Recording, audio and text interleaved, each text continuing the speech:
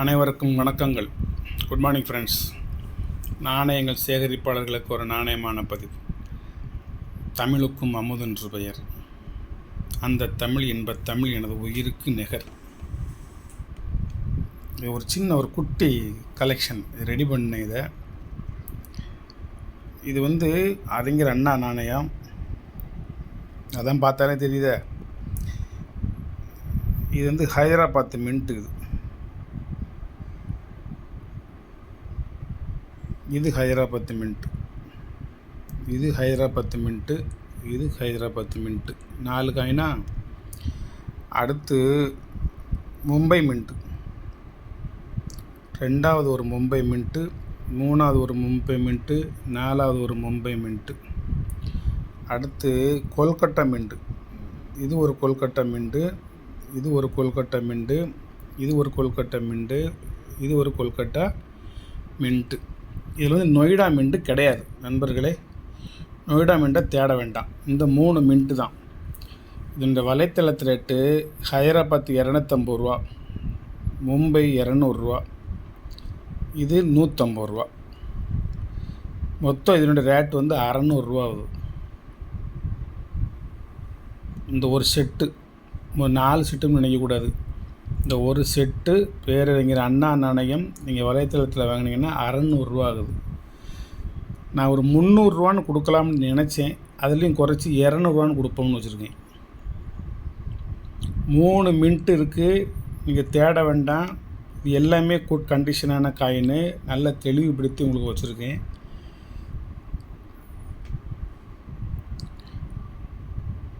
Hyderabad mint, Mumbai mint, Kolkata mint 3 mint தான் வெளியிட்டாங்க.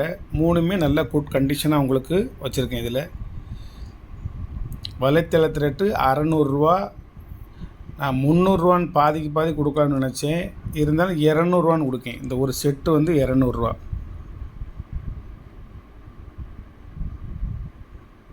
அப்போ 4 செட்டுக்கு எவ்வளோ ஆகுது?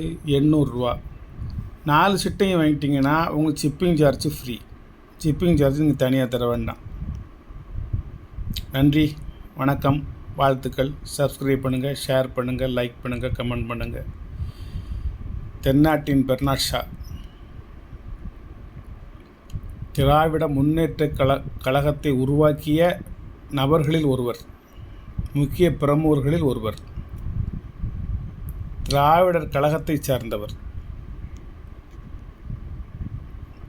இவர். திராவிட முன்னேற்ற கழகம் கிடையாது. திராவிட முன்னேற்ற கழகத்தை நிறுவிய முக்கியமானவர்களில் இவரும் ஒருவர்.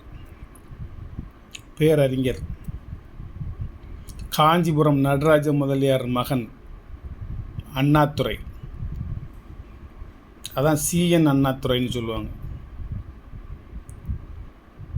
மதுரையில் ஒரு மீட்டிங்கில் பேசையில், மதுரை அம்பதியிலே, நான்மாட கூடலிலே, கடம்ப வனத்திலே, அந்த அரவ நாட்டிலே, மீனாட்சியும் சொக்கநாதரும் ஆட்சி செய்யக்கூடிய அந்த பூமியிலே, கரை புரண்டு ஓடும் வைகை நதி கரையின் ஓரத்திலே பேரறிஞர் அண்ணா ஒரு முறை உரையாற்றும் பொழுது, சொற்பொழிவு ஆற்றும் பொழுது, பேருரை ஆற்றும் பொழுது, மதுரை மாணவர்களின் மத்தியிலே, இந்த நாடு நமக்கு என்ன செய்தது என்று யாரும் கேள்வி கேட்க வேண்டாம்.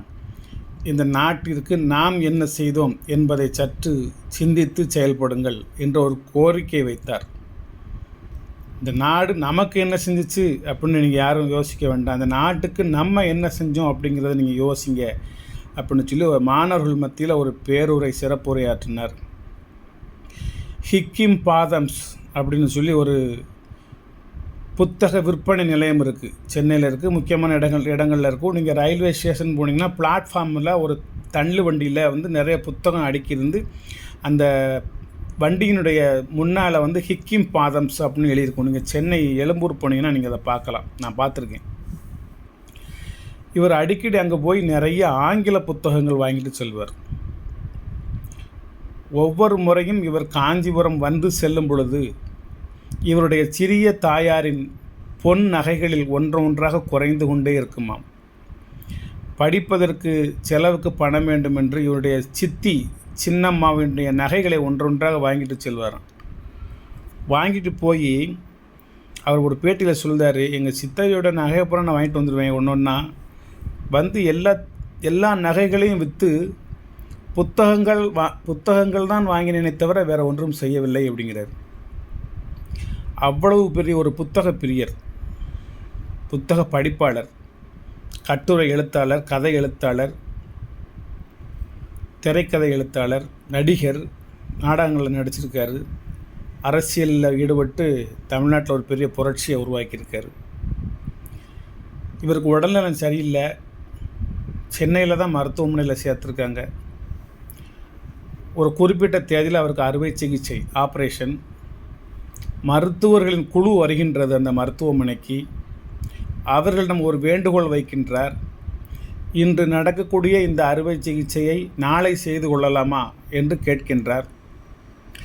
மருத்துவர்களுக்கு ஆட்சேபனை தெரிவிக்க இயலவில்லை. இல்லை, இன்று தான் நடத்த வேண்டும் என்று சொல்ல முடியவில்லை. ஏனென்றால் அப்பொழுது அவர் தமிழகத்தின் முதலமைச்சர். அப்பொழுது தலைமை மருத்துவர் அவர்கள் சிறிய ஒரு பதிலுரை உரைக்கின்றார். பேரறிஞர் அவர்களே, முதலமைச்சர் அவர்களே, தலைவர் அவர்களே, நீங்கள் தமிழகத்தின் முதலமைச்சர், ஏதேனும் முக்கியமான கோப்புகளில் நீங்கள் கையொப்பமிட வேண்டியது இருக்கும், வேறு ஏதேனும் உங்கள் சிந்தனையில் தோன்றி இருக்கலாம், இருக்கட்டும், அறுவை சிகிச்சையை நாளை வைத்து கொள்ளலாம் என்று சொல்கிறார். அப்பொழுது பேரறிஞர் சொல்கிறார், இன்று வேண்டுமானால் நீங்கள் வைத்து கொள்ளுங்கள், ஆனால் உங்கள் அறுவை சிகிச்சை சக்ஸஸ் ஆகி நல்ல முறையில் நடந்து நான் உயிர் பிழைத்து விடுவேன் என்று உத்தரவாதம் கொடுங்கள் அப்படின்னு.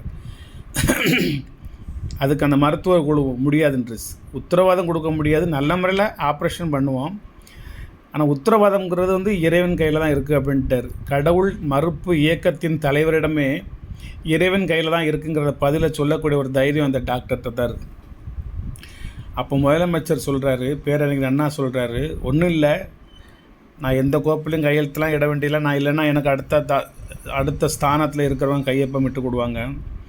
நான் ஒரு புத்தகத்தை படித்து கொண்டிருக்கின்றேன், முக்கால்வாசி படித்து விட்டேன், இன்னொரு கால்வாசி பாக்கி இருக்கின்றது.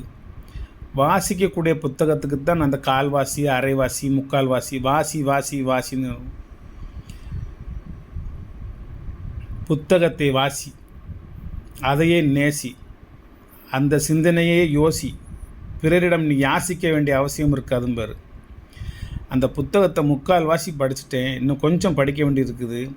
அதை படித்து முடித்ததுக்கப்புறம் நீ ஆப்ரேஷன் பண்ணினால், அறுவை சிகிச்சை செய்தால், அந்த அறுவை சிகிச்சையில் ஒரு சமயம் எனது உயிர் பிரிந்து போனாலும் நான் இறப்புக்கு பிறகும் ஏங்க மாட்டேன். இந்த புத்தகத்தை படிக்காமல் விட்டு வந்துவிட்டோமே என்ற சிந்தனையில் இருக்க மாட்டேன். ஒரு முழு திருப்தியோடு என் உயிர் பிரியட்டும், நானும் சாந்தி அடைவேன், என் ஆன்மாவும் ஆத்மாவும் சாந்தி அடையும் அப்படின்னு சொன்னார். புத்தகத்தின் மீது எவ்வளவு பெரிய ஒரு அக்கறை, படிப்பின் மீது. இதை வருங்கால இளைஞர்கள், சந்ததிகள், பெற்றோர்கள் தங்கள் குழந்தைகளுக்கு நல்லா படிக்க வைக்கணும். படிப்பை மிஞ்சியது உலகத்தில் வேறு எதுவுமே கிடையாது. அழியாத செல்வம். தற்போது உள்ள தமிழக முதலமைச்சர் தளபதி மு.க. ஸ்டாலின் கூட ஒவ்வொரு மேடையிலுமே அடிக்கடி சொல்வார், ஸ்டாலின் சொன்னதுக்காக நான் திமுக முத்திரை ஊற்றிடக்கூடாது, நான் எந்த கட்சியும் சாராது, சோத்து கட்சி தான், சாப்பிட வேண்டியது இந்த காயின்ஸ்களை பார்க்க வேண்டியது, நிறைய புத்தகம் படிக்க வேண்டியது. தலைவர் சொல்லுவார், ஒவ்வொரு மீட்டிங்கிலுமே கல்வி ஒன்றே அழியாத செல்வம் அப்படிம்பார். கற்க கசடர கற்பவை கற்றபின் நிற்க அதற்கு தகனுங்கிற வள்ளுவரின் வாக்கிற்கு இணங்க இன்னொரு பழமொழி உண்டு, கற்கை நன்றே பிச்சை புகினும் கற்கை நன்றே அப்படிம்பார். நல்லது படிக்கிறது நல்லது, பிச்சை எடுத்தாவது படி அப்படிம்பார். புத்தகத்தை தான் பிச்சை எடுக்க சொல்லியிருக்காரு, நீங்கள் வேறு எதுவும் நினைக்காதீங்க. அதுக்கு நிறையா படிங்க, நல்லவற்றை படிங்க, நல்லா பேசுங்க, நல்லவற்றை சிந்திங்க. இது பெண்களுக்கு, பெண் குழந்தைகளுக்கு மட்டுமல்ல, ஆண்களுக்கும் ஆண் குழந்தைகளுக்கும் எல்லாருமே ஒரே உயிரினம்தான். பால்கள் தான் ஆண்பால் பெண்பால் என்பது வேறு. நம்ம அறத்துப்பால், பொருள்பால், காமத்துப்பால்னு பால்னே படிச்சிட்டோம். இருந்தாலும் எல்லாருமே நல்லா படிங்க. ஏன்னா அந்த பேரறிஞனுடைய நினைவு நாணயத்தை உங்களது பார்வைக்கு வச்சுருக்கேன். 3ல் 1 பங்கு விலை வச்சுருக்கேன். நான் 200 சொல்லியிருக்கேன்னா, இன்னொரு பங்கு கொடுத்தீங்கன்னா 400, அதுக்கு ஒரு பங்கு கொடுத்தீங்கன்னா 600. இது நீங்கள் வாங்கணும்னா 600 ஆகும். நான் வெறும் 200 தான் சொல்லியிருக்கேன். ஒரு அற்புதமான ஒரு அழகுபட உள்ள ஒரு நாணயம். நம் தமிழகத்தின் தலைவர் பேரறிஞர் எம்பியாக இருந்தவர், எம்எல்ஏவாக இருந்தவர், முதலமைச்சராக இருந்தவர், ஒரு அற்புதமான பேச்சாளர். இவர் சம்பந்தமாக புத்தகங்கள் ஒரு 10 புத்தகங்கள் 1லேருந்து 10 வரைக்கும் தொகுதி நான் வச்சுருக்கேன். தொகுதி 1, தொகுதி 2, தொகுதி 3 இப்படியே 10 புத்தகம் வச்சுருக்கேன் வரிசைக்காகவே. அதையும் கூட ஒரு நாள் உங்களுக்கு பதிவில் போடுவேன். அந்த புத்தகத்தில் வேணுமானாலும் வாங்கிக்கோங்க, 10 வேணுமா இருந்தாலும் வாங்கிக்கோங்க. நான் ஏற்கனவே ஓரளவு படிச்சிருக்கேன், இன்னும் நிறைய படிக்க வேண்டியிருக்கு. படிப்புக்கு கற்பவை சில இல்லை கற்பவை கல்வி கரை இல்லை அப்படிம்பாங்க. அதாவது கரையே கிடையாதும்பாங்க படிப்புக்கு. அது மாதிரி எவ்வளோ வேணாலும் படிச்சுட்டே இருக்கலாம். அதில் கிடைக்கிற ஒரு நிம்மதி வேறு எங்கேயும் இந்த உலகத்தில் இங்கே கிடைக்க போகிறதில்ல. இந்த உலக தலைவர்களை பற்றி, அறிஞர்களை பற்றி, பேரறிஞர்களை பற்றி, தீர்க்கதரிசிகளை பற்றி, புரட்சியாளர்களை பற்றி, கிளர்ச்சியாளர்களை பற்றி யாரை படிக்கணும்னு விரும்புகிறீங்களோ ஒரு லைப்ரரிக்கு போங்க. உங்களுக்கு நீங்கள் தேடுகின்ற புத்தகத்தை எடுங்க, அதை படிங்க. அந்தந்த நாட்டுக்கு போய் நீங்கள் தலைவர்களை பூரா தேடி, வரலாறு அப்புறம் தேடி படிக்க வேண்டிய அவசியமே இல்லை. இப்போ வலைத்தளத்துக்கே போங்க நேரடியாக. இப்போ லூயி நெப்போலியன், போனாபார்ட் வம்சம், ஃப்ரான்ஸ் அப்படின்னு போடுங்க, அவருடைய வரலாறு வரும். ஹிட்லர் ஜெர்மன்னு போடுங்க, அவரோட வரலாறு வரும். கோசிமின் வியட்நாம்னு போடுங்க, அவரோட வரலாறு வரும். லீ குவான் யூன் சைனான்னு போடுங்க, அவர் வரலாறு வரும். முசோலினி ஓடுங்க, இத்தாலி வரும். இடியமின்னு ஓடுங்க, உகாண்டா வரும். சதாம் ஹுசேன் போடுங்க, ஈராக் வரும். ஆயத்துல்லா ஹோமின்னு போட்டிங்கன்னா ஈரான் வரும். இது மாதிரி உலக நாட்டு தலைவர்கள் பூரா சொல்லிக்கிட்டே இருக்க வேண்டியது. படிக்காமல் நீங்கள் பேச முடியாது. அது நல்லவற்றை படிங்கள், நல்லவற்றை பேசுங்கள், நல்லவற்றை கேளுங்கள் என உங்களுக்கெல்லாம் ஒரு வேண்டுகோள் வைத்து விடைபெறுகிறேன். நன்றி, வணக்கம். நானே வேணுங்கிறவங்க வாங்கிக்கணும், யாரும் கட்டாயம்லாம் கிடையாது. வேண்டும் என்பவர்கள் மட்டும் வாங்கினால் போதுமானது.